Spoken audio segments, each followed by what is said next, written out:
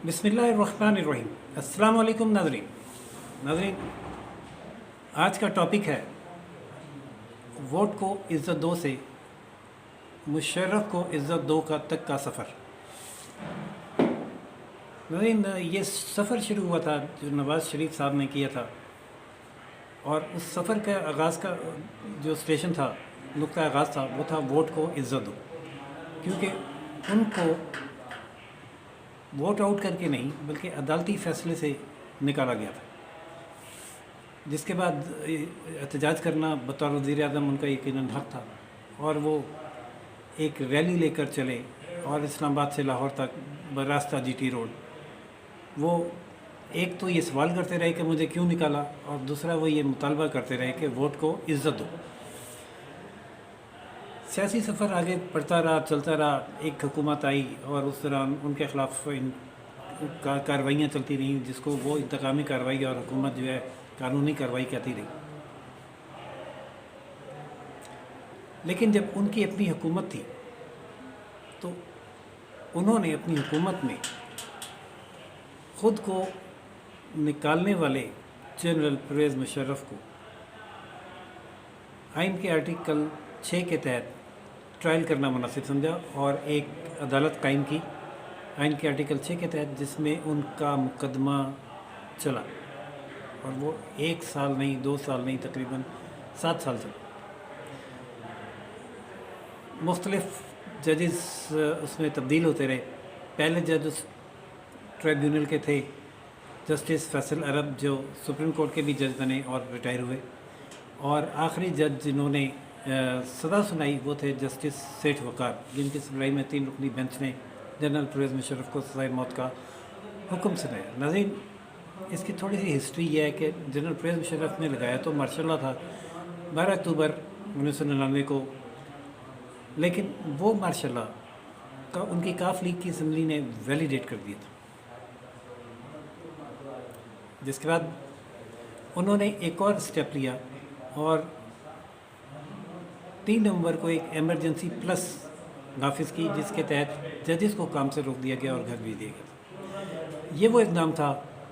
आइन शिकनी का जिसको पीपल्स पार्टी की हुकूमत ने वैलिडेट नहीं किया था। इसलिए एक तो लोगों को ये बहुत बड़ी गलतफहमी कि शायद परवेज़ मुशर्रफ को ओवरऑल मार्शल लॉ लगाने पर यह सज़ा मिली, ऐसा नहीं, बल्कि वो एमरजेंसी प्लस लगाकर जजेस को काम से रोकने के इक़दाम पर जो आइन की वायलेशन हुई थी उस पर सज़ा मिली। तो नाज़रीन, सूरत हाल ये थी कि जब पहले तो परवेज़ मुशर्रफ अदालतों में पेश ही नहीं हो रहे थे, फिर जब एक दफ़ा पेश हुए तो उसके इस शर्त पे हुए कि उन्हें बाहर जाने की इजाज़त दी जाएगी। फिर उनका नाम सुप्रीम कोर्ट की मदाखलत से ACL से निकला और वो दुबई रवाना हो गए, जहाँ वो मुसलसल पहले वो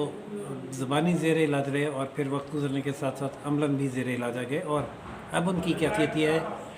कि आखिरी इतलात ये थी कि शायद उनका इंतकाल ही हो गया, लेकिन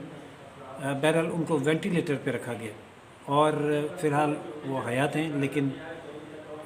डॉक्टर्स का कहना यह है कि अब बेहतरी की तरफ वो नहीं जा सकते, उनकी आसानी के लिए दुआ की जाए। ये सूरत हाल पैदा होने के बाद मुल्क में एक मुहिम चलाई गई और जिसमें ये हर एंकर ने और हर सियासतदान ने और सहाफ़ी ने बड़े बड़े चेहरे बेनकाब हुए, ये कहना शुरू कर दिया कि जनरल परवेज़ मुशर्रफ को माफ़ी दे देनी चाहिए और उन्हें पाकिस्तान वापस ले आना चाहिए, उन्हें इज़्ज़त से दफन किया जाना चाहिए। यहाँ सवाल ये है कि क्या जनरल परवेज़ मुशर्रफ सहाफ़ियों के मुजरिम थे, सियासतदानों के मुजरिम थे, नवाज़ शरीफ के मुजरिम थे? हरगिज़ नहीं। जनरल परवेज़ मुशर्रफ आइन के मुजरिम थे। जैसा कि मैंने बताया कि अगर नवाज़ शरीफ का कोई ग्रीवेंस था कि उन्हें निकाला गया, तो उस इक़दाम को तो उन्होंने चैलेंज ही नहीं किया। जो चैलेंज किया गया ये वो आइन शिकनी थी जिसके तहत निज़ाम इंसाफ के अमल को रोका गया और आइन की एक शक मुअत्तल की गई। वो आइन के मुजरिम थे और इस जुर्म के तहत उन पर मुकदमा चला और इतनी तफसील से मुकदमा चला कि शायद ही पाकिस्तान की तारीख़ का ये पहला आइनी केस था और इसमें हर चीज़ जो भी सेटल हुई वो पहली दफ़ा हुई और इतनी तफसील से ये मुकदमा चला कि उसका कोई पहलू तज्जिए से रह नहीं गया اور متعدد بار درجنوں بار پرویز مشرف کو پیش ہو کر اپنے دفاع میں بات کرنے کا موقع دیے جانے کے باوجود جب وہ نہیں آئے تو پھر اس کیس کا فیصلہ سنایا گیا، وہ بھی سابق چیف جسٹس جناب کھوسہ صاحب کی اس حکم پر کہ ان کا ڈیفنس، رائٹ آف ڈیفنس اب ختم کیا جا سکتا ہے اور فیصلہ سنایا جا سکتا ہے۔ فیصلہ یہ سنایا گیا کہ انہوں نے آئین شکنی کی ہے اور آئین کے آرٹیکل 6 کے تحت ان کی سزا جو ہے وہ سزائے موت بنتی ہے۔ یہ ایک اکثریتی فیصلہ تھا، 3 میں سے 2 ججوں کا فیصلہ تھا کہ انہیں پاکستان گرفتار کر کے پاکستان لایا جائے اور تختہ دار پر اس وقت تک لٹکایا جائے جب تک کہ ان کی موت واقع نہ ہو جائے، جبکہ جسٹس سیٹھ وقار اپنی ذاتی رائے میں فیصلے میں اس سے بھی آگے گئے اور انہوں نے یہ کہا کہ اگر ان کی موت بیرون ملک واقع ہو جاتی ہے تو ان کی لاش کو پاکستان لا کر گھسیٹا جائے اور 3 دن تک اس ڈی چوک پر لٹکایا جائے جہاں وہ مکے لہرایا کرتے تھے۔ لیکن چونکہ یہ سنگل جج کی رائے ہے، اس کی فیصلے والی حیثیت نہیں ہے، لیکن پھر بھی مشرف کے چاہنے والوں اور ان کے ساتھیوں کو اور پنڈی والے حلقوں کو بہت شدید اس کی تکلیف ہوئی تھی، جس پر جسٹس سیٹھ وقار کو نفسیاتی مریض بھی قرار دیا گیا، ان کے خلاف ریفرنس بھی لانے کی کوشش کی گئی، لیکن پھر کسی نے ان کو بتایا کہ جج کے فیصلے پر چاہے وہ کتنا بھی سخت کیوں نہ ہو ریفرنس نہیں آ سکتا، لہذا جسٹس سیٹھ وقار مولانا خادم رضوی کی طرح کرونا کا شکار ہو کر اس دنیا سے رخصت ہو گئے، جس کے بارے میں خود خان صاحب یہ بتاتے ہیں کہ کچھ ایسے طریقے بھی ہیں جس میں بظاہر ایسا لگتا ہے کہ نیچرل ڈیتھ ہوئی ہے، لیکن وہ نیچرل ڈیتھ نہیں ہوتی۔ لیکن اس کیس میں یہ ہوئی یا نہیں یہ میں نہیں کہہ سکتا، کیونکہ کوئی تحقیقات ہوئی نہیں۔ اب جب کہ جنرل پرویز مشرف موت کی دہلیز پر ہیں، ناظرین سب کو ہی اس دنیا سے جانا ہے، لیکن ایسا نہیں ہے کہ اگر کوئی ڈکٹیٹر، آمر یا طاقتور ادارے کا کوئی رکن اپنی تمام تر زندگی کی منفی کرتوتوں کے باوجود، لاش قانون شکنی کے باوجود، اب وہ چونکہ موت کے دہانے پہ پہنچ گیا تو لہٰذا لوگوں کے دل پسیجنے شروع ہو جائیں اور انہیں معاف کر دیا جائے۔ اگر اس طرح سے معاف کرنا ہے تو پھر تو ساری جیلیں خالی کر دی جائیں اور سزائے موت کے ہر قیدی کو معاف کیا جائے، صرف طاقتور کو کیوں؟ جنرل پرویز مشرف کسی فرد واحد کے مجرم نہیں ہیں، وہ اس ملک کے مجرم ہیں، اس ملک کے قانون کے مجرم ہیں، اس ملک کے آئین کے مجرم ہیں، اور اگر ملک آئین اور قانون کے مطابق نہیں چلانا تو پھر اس کو ملک چلانا نہیں کہتے، ملک میں غدر مچانا کہتے ہیں، جو کہ اس ملک میں آج سے نہیں ایوب خان کے دور سے مچا ہوا ہے۔ جن لوگوں نے اپنے ملک چلانے کی کوشش کی اور ملک چلائے، انہوں نے اپنے ملک کو آئین اور قانون کے مطابق چلایا اور ایسے امروں کو قبر میں سے نکال کے ان کے تابوتوں کو علامتی طور پر پھانسی پر لٹکایا۔ اور بہترین مثال ہمارے پڑوسی ملک بنگلہ دیش کی ہے، جنہوں نے خود کو الگ کرنے کے بعد 2 کام کیے، ایک جرنیلوں کو ان کے کرتوتوں پہ سزائیں دیں اور دوسرے مولویوں کو علیحدگی کی مخالفت کرنے پر پھانسی کے تختے پر چڑھایا۔ مذہب اور ڈیفنس کو ایک سائڈ پہ رکھنے کے بعد وہ ملک کو جب آ کے لے کے چلیں تو آج وہ ملک پاکستان سے 30 سال چھوٹا ہونے کے باوجود 30 سال آگے ہے، جس کے فارن ریزرو 74 ارب ہیں، اور جبکہ پاکستان معیشت کی تباہی کے دہانے پر اسی وجہ سے کھڑا ہوا ہے کہ یہ اپنے مجرموں کو آج تک سزا نہیں دے سکا، اور آج پھر جب سزا دینے کا وقت آیا ہے تو جمہوریت کے سب سے بڑے علمبردار اور ووٹ کو عزت دو کا نعرہ لگانے والے